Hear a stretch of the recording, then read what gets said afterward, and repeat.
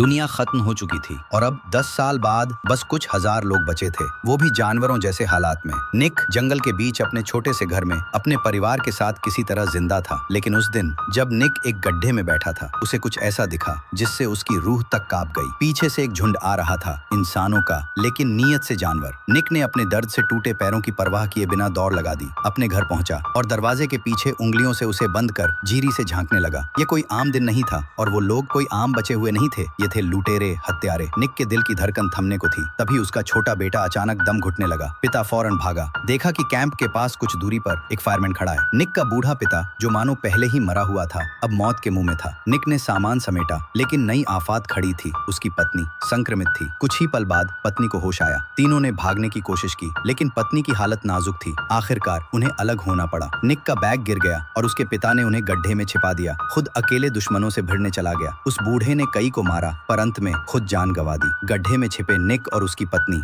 सब कुछ अपनी आंखों से देख रहे थे, लेकिन सामने आने का मतलब था मौत। शुक्र था कि वे बच गए, लेकिन दुश्मनों ने निक का बैग ले लिया। उसी में थी उसकी पत्नी की जान बचाने वाली दवा। जब सरगना ने गड्ढे के ढक्कन पर शक किया, निक ने नीचे से कसकर पकड़ लिया। सरगना सूंघने लगा, लेकिन बदबू ने उसे भरमा दिया। जैसे तैसे वो निकल गए, लेकिन घर लुट चुका था और पत्नी की हालत और बिगड़ रही थी। निक का दिल टूटा। उसने तकिए से पत्नी को खत्म करने की सोची, लेकिन प्यार जीत गया। अब निक कमजोर नहीं था। उसने कसम खाई कि वो दवा वापस लाएगा। बचे हुए पानी पत्नी को देकर निक अकेले निकल पड़ा। दुश्मनों के कैंप तक बूढ़ों से कपड़े लिए, आग में जली हड्डियां देखी। ये उसके पिता की लाश थी। वो रोया, उसे दफनाया और फिर चल पड़ा। पेड़ पर चढ़कर दुश्मनों के ठिकाने का अंदाजा लगाया, पर तभी जंगली कुत्तों का झुंड आ गया। निक ने आग जलाई, मशालें उठा